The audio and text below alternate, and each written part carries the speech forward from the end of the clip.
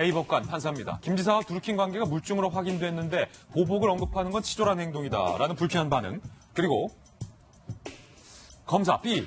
재판부 기피 신청을 한 적도 없는 김 지사가 예상 못한 판결이 나오자 뒤늦게 재판장의 과거 근무 경력을 문제 삼고 있다라고 말했습니다. 그러니까 이 재판장의 과거 근무 경력이 문제라고 생각했다면 재판부 기피 신청을 했어야 한다라는 거고요. 인권통일 변호사 모임, 변호사들 사이에서는 이런 얘기가 나왔습니다. 삼권 분립을 침해하는 반헌법적 형태로 독재 정권적 시각을 드러낸 것이다. 그리고 일선 판사들은요. 김명수 대법원장을 향한 불편한 목소리까지 나왔습니다.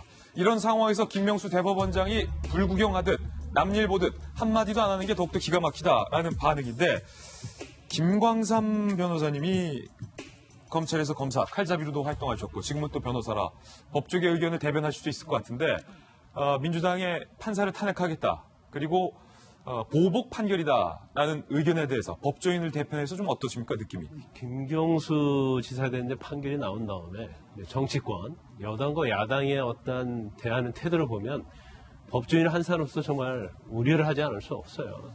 여당 같은 경우에는 이제 충분히 이해하는 측면이 있습니다. 이 어떤 유죄 판결 자체가 대선과 관련이 있고, 예. 그리고 김경수 지사가 문재인 대통령의 복심이에요. 그리고 이제 선고 내용을 보면 물론 형량이 있어서 약간 중하게 선고됐다는 점, 예. 그리고 법정 구속했다는 거 이런 것들은 사실 여당 입장에서는 충분히 이제 불만을 가질 수 있다고 봅니다. 불만 제기할 수 있다. 그렇죠. 근데 이 불만 자체가 예를 들어서 그거에 대해서 마음에 들지 않는다고 해서 이걸 탄핵을 하겠다, 판사를 탄핵하겠다. 적폐로 간주를 하는 것 자체는 사실 이건 여당에도 도움이 되지 않는다고 봐요. 예. 일단 여당 자체는 제일 먼저 해야 할 것은 판결을 분석부터 해야 한다고 봅니다. 그래서 지금 1심에서 어떤 판결을 보면 말이죠. 물론 판사 시각 따라서 유죄될 수도 있고 무죄될 수 있어요. 예. 그러면 향후에 있어서 항소심을 어떻게 준비할 것인지 정정당당하면서 의원에게 좀 대응하는 모습이 필요한데 예. 저렇게 이제 감정적으로 대응을 하게 되면 예. 어떤 문제점이 있냐면 항소심에서 항소심 재판부가 다른 의견을 가지고 무죄 판결을 했어요. 예. 그러면 야당이 그걸 수긍하겠습니까? 그리고 만약에 또 유죄 판결이 나왔어요. 그러면 어떻게 할 거예요? 또 적폐세로 몰아갈 겁니까? 또 적폐로 몰 것이냐. 그렇죠. 그래서 이렇게 주장하는 것은 잘못하면 이제 좌충수를 둘 수 있기 때문에 예. 아무튼 좀 의연하고 당당하게 좀 대하라 이런 말을 하고 싶고. 그럼 계속해서 궁금증은 모르지 않을 건데 왜 이렇게 민감하고 예민하게 격하게 나오느냐라는 궁금증에 대해서도 좀 다들 궁금할 것 같아요. 제가 그 부분은 아마 대선과 관련이 있다고 봐요. 그러니까 이거 자체 보면 이 김경수 지사가 어떠한 만약에 유죄를 전제로 하는 얘기입니다. 유죄를 선고한 판결을 전제로 한다면 그럼 김경수 지사의 개인적 일탈이냐? 예. 아니면 경우에 따라서는 야당은 지금부터 벌써 청와대까지 가는 거 아닙니까? 그렇기 때문에 그 부분을 이제 차단하기 위한 그런 생각이 있을 수 있는데 그건 이해가 가요. 하지만 이런 식으로 하면 잘못하면 역풍을 맞을 수 있다는 생각이 들고 이제 야당에 대해서 좀 하고 싶은 말이 있어요. 야당도 좀 문제다. 그렇죠. 근데 판결문 자체의 어떠한 그 내용을 자세히 보면 사실 드루킹 일당의 어떤 진술 자체가 일관성이 없습니다. 그렇지만 그것이 증거로 쓰였고 더욱 중요한 것은 이제 물적 증거가 있다고 해서 유죄 판결이 난 건데 그 내용 자체가 청와대는 이제 문재인 대통령이 알고 있었느냐 그런 부분에 대해서는 전혀 내용이 언급이 없어요. 그리고 일단 1심이고 엄청나게 무죄를 다툰 사건이기 때문에 이걸 너무나 비약적으로 생각을 해서 청와대 연관성을 하면서 이제 청와대 앞에 가서 농성을 하고 이런 모습 자체는 사실은 국민 입장에서 이해할 수 없는 부분이고 야당도 너무 나갔다. 지금 국회가 완전히 올스톱 상태 아닙니까? 마비. 국회로 돌아가서 투쟁하시고 국회에 돌아가서 민생 법안에 대해서 심도 있게 심의를 하십시오. 예, 조금 전 김명수 대법원장이 출근길에 저희 취재 기자들을 만났는데 김명수 대법원장이 준비된 작심 발언이 나왔습니다. 저희가 자막으로 급하게 지금 속보를 전해드리고 있는데 김명수 대법원장이 조금 전 출근길에서 민주당에 대해서 이렇게 얘기했습니다. 개개인 법관에 대한 공격은 재판의 독립을 훼손하는 행위다. 다시 한번 말씀드리겠습니다. 문재인 대통령이 임명한 김명수 대법원장이 집권 여당인 민주당을 향해 개개인 법관에 대한 공격은 재판 독립을 훼손하는 행위다. 상당한 불쾌감을 숨김없이 드러냈습니다. 그런데 앞서 문재인 대통령도 사실 삼권 분립을 강조한 바 있습니다. 신년 기자회견 때 내용인데요. 들어보시죠. 상권 분립에 의해서 사법부의 판결에 정부가 관여할 수가 없습니다. 정부는 사법부의 판결에 대해서 존중해야 합니다. 김명수 대법원장이 출근길에 참다가 사실은 판사 내부에서도 네. 그런 성토글이 많았어요. 조금 전에 봤지만. 아니 대법원장은 뭐하냐. 꿀먹은 벙어리냐. 너무 굴욕적이다. 대법원장 한마디 해라. 좀 그걸 의식한 것 같아요. 조금 전에. 너무 늦게 나왔죠. 사실은 어제 정도 됐을 때 메시지가 분명히 나와줬어야 되고요.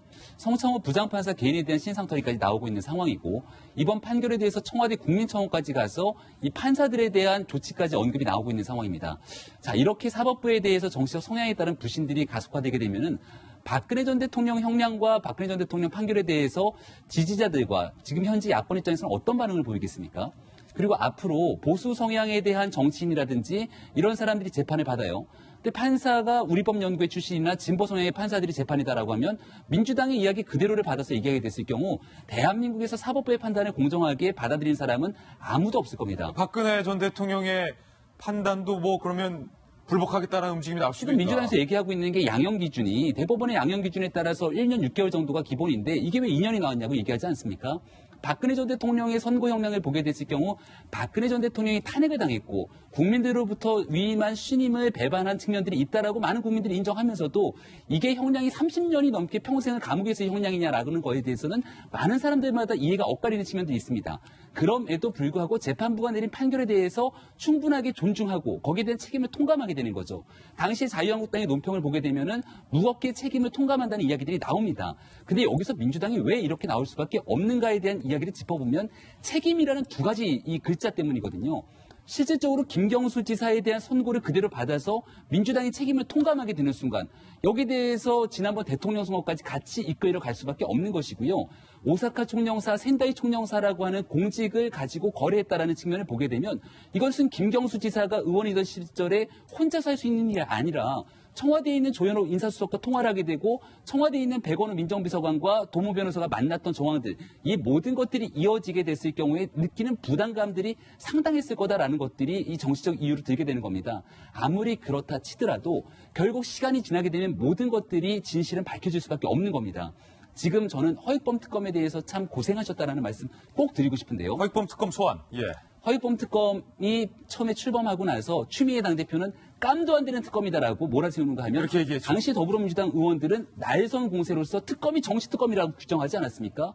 일각의 보도에 따르면 허익범 특검팀에 파견된 검사들이 눈물을 흘렸다는 겁니다. 나 정말 가기 싫은데 여기 가서 혹시나 현 정권의 눈치를 보이게 되면 어떡할까라고 하는 이런 열악한 조건 속에서 특검의 수사를 통해서 이끌어낸 결과가 지금 김경수 지사에 대한 실형입니다. 제대로 된 수사가 이루어지지 못했을 뿐더러 여기에 대한 총체적인 진실을 파헤치기에는 아직도 갈 길이 먼 상황인데 이 부분을 쉽게 인정할 수 없는 것이 더불어민주당의 처한 현실이 아닐까. 그럼에도 불구하고 국민들 앞에 촛불 민심을 통해서 당선된 예. 정부라면은 보다 솔직한 자성 어린 고백들이 있어야 되지 않을까라고 하는 여론들이 꽤 있지 않을까 싶습니다. 물론 김경수 지사의 혐의에 대해서는 거듭 말씀드리지만 항소심도 있고 또 대법원의 최종심도 있기 때문에 차분히 대법원의 판정까지는 좀 지켜봐야 된다는 점을 거듭 말씀드립니다. 그럼 이 국면에서 청와대는 과연 어떤 입장을 보이고 있을까요? 청와대는 이틀간 침묵을 유지하고 있습니다. 이번 사안에 대해 별도로 대응하지 않을 것. 여당에서 밝힌 입장을 참고해달라. 굉장히 정제된 로우키라고 합니다. 정치부 기자들 사이에서 로우키의 어떤 그런 침묵의 스탠스를 유지하고 있고요. 반면 투옥된 김경수 지사는 옥중에서 서신을 냈습니다. 특검의 물증 없는 주장과 드루킹 일당의 거짓 자백에 의존한 판결, 도저히 납득 불가, 진실은 반드시 돌아온다. 라는 얘기를 했는데 허나 소장님, 지금 김경수 지사의 옥중 서신 네. 그리고 김경수 지사가 보이는 어떤 그런 반응들, 그 청와대의 로키 어떻게 분석하십니까?